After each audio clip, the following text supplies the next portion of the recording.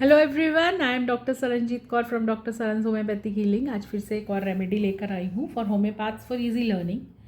Please आप लोग खुद से रेमेडी सुनकर मत लीजिए, ये हमारी इजी लर्निंग के लिए ये रेमेडीज़ मैं बनाती हूँ ताकि हम लोग उसको अच्छे से समझ सकें रेमेडीज़ को। और फिर जब आप लेमैन या कोई भी पेशेंट हमारे पास आता है तो हर एक डॉक्टर उसको ईजिली हम लोग प्रिस्क्राइब कर सके। चलिए स्टार्ट करते हैं आज की रेमेडी। तो उसको बताने से पहले मैं कुछ इंट्रोडक्शन दूंगी इसके बारे में कि आप सपोज़ कीजिए आपके पास कोई पर्सन आ रहा है जो कि बोलता है कि मैं बहुत ही टेरिफाइड यानी बहुत ही डरा हुआ फील करता हूँ बिफोर थंडरस्टॉर्म्स। थंडरस्टॉर्म्स आने से पहले ही हार्ट उसकी रेसिंग स्टार्ट हो जाती है, बॉडी में ट्रेम्बलिंग स्टार्ट हो जाती है और माइंड रेस्टलेस हो जाता है। और जब बिजली कड़कती है यानी ड्यूरिंग लाइटनिंग, उसके अंदर ऐसे होता है कि इलेक्ट्रिक शॉक उसकी पूरी बॉडी से रन कर रहा है। ठीक है, ये उसको ऐसी फीलिंग होती है। This is the remedy picture of electricitas या इलेक्ट्रिकिटेज। चलिए अब हम इसके सोर्स के बारे में बात करते हैं। इलेक्ट्रिकिटेज ये प्रिपेयर होती है effects of electricity, atmospheric electricity जैसे कि लाइटनिंग और आर्टिफिशियल इलेक्ट्रिक करंट, इन सबसे तैयार होती है हमारी रेमेडी इलेक्ट्रिकिटेज। होम्योपैथी में इसको हम लोग शुगर ऑफ मिल्क या मिल्क शुगर को सैचुरेट करते हैं विद इलेक्ट्रिक करंट और फिर पोटेंटाइज फॉर्म में ये रेमेडी बनके तैयार होती है। ये जो रेमेडी बनाई गई थी बहुत ही ऑब्जर्वेशन, जब हम मतलब देखा गया कि ऑब्ज़र्व किया गया कि बहुत ही कई लोग सेंसिटिव होते हैं, ओवर सेंसिटिव होते हैं टू इलेक्ट्रिक एनर्जी, जो स्पेशली सफ़र करते हैं ड्यूरिंग थंडरस्टॉर्म्स या इलेक्ट्रिकल ट्रीटमेंट्स को, उनको दिमाग में रखते हुए रेमेडी बनाई गई थी। अब जो इलेक्ट्रिसिटी है वो हमारी बॉडी को कैसे इफ़ेक्ट करती है, तो इलेक्ट्रिसिटी आप सपोज़ करो अगर हमें इलेक्ट्रिक करंट भी लगता है, ऐसा कुछ सोच लो, या मैं एक सिंपल बता रही हूँ कि इलेक्ट्रिसिटी हमारी बॉडी को कैसे इफ़ेक्ट करती है। वो हमारे नर्वस सिस्टम और मस्कुलर कंट्रोल के ऊपर फ़र्क डालती है। ठीक है, सपोज़ करो हमारी बॉडी के अंदर इलेक्ट्रिकल वायर्स है, जो हमारी नर्व्स हैं वो इलेक्ट्रिकल वायर्स हैं, और जब भी एक्सेस इलेक्ट्रिसिटी इंटरफियर की तो सिग्नल्स जो से वो इरेटिक हो जाएंगे, मस्कुलर जो मसल्स जो सी हैं वो जर्क करनी शुरू हो जाएंगी, पैरालाइज भी हो सकती हैं, ब्रेन की परसेप्शन चेंज आ जाएगा ब्रेन की परसेप्शन में, एंड सर्कुलेशन भी जो सा है वो अनस्टेबल हो जाएगा। तो इससे क्या होगा, सडन ट्रेमर्स टाइप स्टार्ट हो जाएंगे बॉडी में, पैरालिसिस होगा, हेवीनेस होगी, एबनॉर्मल सेंसेशंस होंगी बॉडी में, tingling, shock, burning, mental panic होगा, नर्वस जो है ओवर एक्साइटेशन हो जाएगी। कई लोग ये जो है डेवलप कर लेते हैं लॉन्ग टर्म हाइपर सेंसिटिविटी में। ठीक है, जैसे कि हर थंडरस्टॉर्म जो सा है उसको रीट्रिगर कर देगा सिम्टम्स को, जैसे कि ट्रोमैटिक मेमोरी नर्व्स के अंदर स्टोर हुई हो, तो जब भी थंडरस्टॉर्म्स आने वाली है उससे पहले ही उसके अंदर ये सारे सिम्टम्स रीट्रिगर हो जाते हैं। तो इलेक्ट्रिसिटीज जो सी है is a remedy for electrical over stimulation plus nervous exhaustion. Patient जो है वो फील करेगा एक्सट्रीमली नर्वस, फियर रहेगा उसके अंदर, एंटीसिपेटरी एंग्जाइटी होगी थंडरस्टॉर्म्स आने से पहले ही, बिफोर स्टॉर्म्स, एंड बॉडी जो सी है उसको बहुत ही हैवी लगेगी और स्पैज्म हो सकता है, ट्रेम्बलिंग होगी, पैरालिसिस हो सकता है, स्ट्रेन सेंसरी डिस्टॉर्शंस होंगे, मतलब उसकी जो सेंसरी है उसमें डिस्टॉर्शन होनी शुरू हो जाएगी सेंसेस के अंदर। तो अब हम इसको इजीली याद रखने के लिए हम इसके निमोनिक्स कर लेते हैं इलेक्ट्रिसिटीज के। E is for extreme fear of thunderstorms, ये तो हमें अभी तक समझ आ ही गया है। पेशेंट जो है पैनिक करता है बिफोर लाइटनिंग या स्टॉर्म से पहले, शुरू होने से पहले भी, जैसे कि child will hide under the blankets, बहुत घंटे पहले, बारिश तूफान आने से कई घंटे पहले बच्चा जो सा है ब्लैंकेट के अंदर छुप के बैठ जाएगा।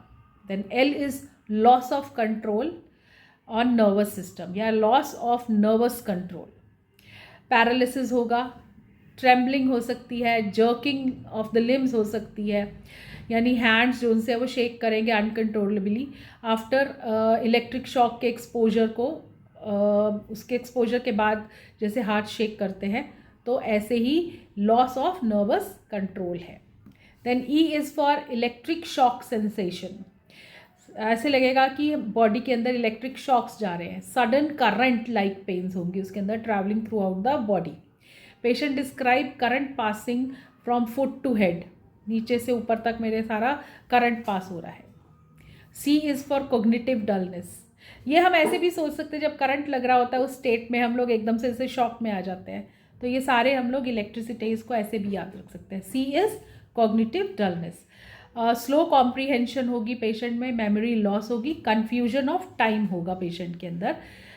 पेशेंट मतलब उसको एस्टिमेट एकदम से जैसे शॉक कंडीशन में चले जाते हैं तो पर्सन को जैसे नहीं पता लगता मैं कहाँ हूँ, तो उसी तरह से person can not estimate how long something lasted, वो स्लो कॉम्प्रीहेंशन हो गई उसके अंदर। Then T, tongue and saliva disturbances होंगे, टंग स्वोलन हो जाएगी, जो टिप है टंग की वो हाइपर सेंसिटिव हो जाएगी, एक्सेसिव सेलाइवेशन या फोमिंग हो सकती है। स्पीच डिफ़िकल्ट होगी बिकॉज टंग जो सी है वो एनलार्ज बड़ी सी फील होती है, मोटी फील होती है उसको। Then R is respiratory distress होगा, सांस लेने में मुश्किल होगी, आस्थमा विद पैल्पिटेशंस हो सकती है, फेंटनेस टेंडेंसी हो सकती है, ब्रेथलेसनेस वर्स होती है when storms approaches. Then I is illusion of vision, उसको everything it looks like yellow, dark room seems bright, सब कुछ येलो या अगर अंधेरे वाला कमरा है वो भी उसको ब्राइट लगेगा। पेशेंट सेज रूम ग्लोज दो द लाइट्स आर ऑफ, उसको ऐसे लगेगा कमरे में बहुत ही ज़्यादा रोशनी है चाहे लाइट्स गई हुई हैं, मतलब उसके अंदर से इलेक्ट्रिक करंट ऐसे निकल रहा है कि उसको सब जगह जो सा है लाइट दिखाई देगी, ब्राइटनेस दिखाई देगी। Then C is cutting abdominal pains from storms. Colic begin होगा बिफोर लाइटनिंग, जो भी चीज़ें हैं लाइटनिंग से पहले या इलेक्ट्रिक चेंजेस से, मतलब अगर कुछ भी ऐसे प्रॉब्लम हो रही है नर्व्स के अंदर इलेक्ट्रिक चेंजेस आ रहे हैं लाइटनिंग से पहले, तो कॉलिक सेंसेशन होगी एब्डोमेन में। स्टमक में क्रैम्प्स हो सकते हैं जब भी वेदर में प्रेशर चेंजेस होते हैं, बारिशें आने से पहले जो स्टॉर्म्स का टाइम है उस टाइम पे उसके पेट में क्रैम्प्स पड़ सकते हैं।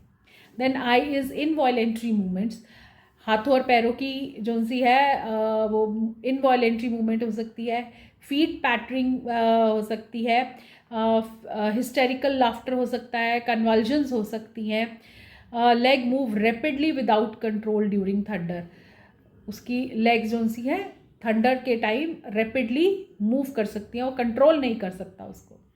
Then T is temperature instability, उसके अंदर टेम्परेचर इनस्टेबल रहेगा, इंस्टेबिलिटी रहेगी टेम्परेचर की, अनस्टेबल टेम्परेचर है, कैसे ऑल्टरनेटिंग चिल्स एंड हीट रहेगा, बर्निंग स्पॉट्स ऑन स्किन होगा, sudden heat in the area touch by electric current, electric current को जब टच किया तो उस एरिया में एकदम से हीट सी डेवलप हो जाएगी।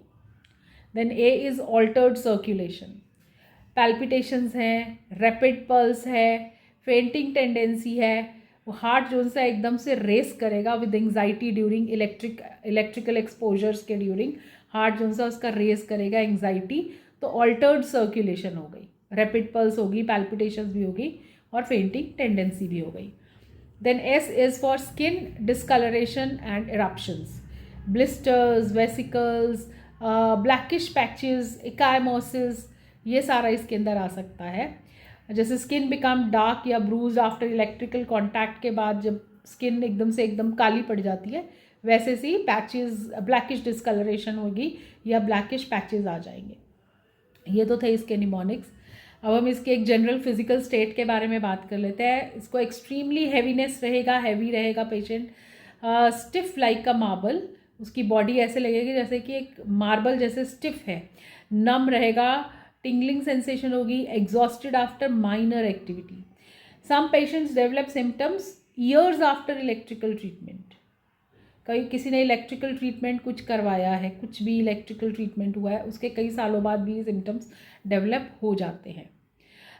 की वार्निंग क्या होता है क्लिनिकल ऑब्जर्वेशन में, इलेक्ट्रोथर्मल ट्रीटमेंट्स जो से है ड्यूरिंग चेस्ट इलनेस या cold have cause severe deterioration in some individuals, मतलब इलेक्ट्रोथर्मल ट्रीटमेंट्स के बाद कईयों में ऐसे सिम्टम्स देखे गए हैं।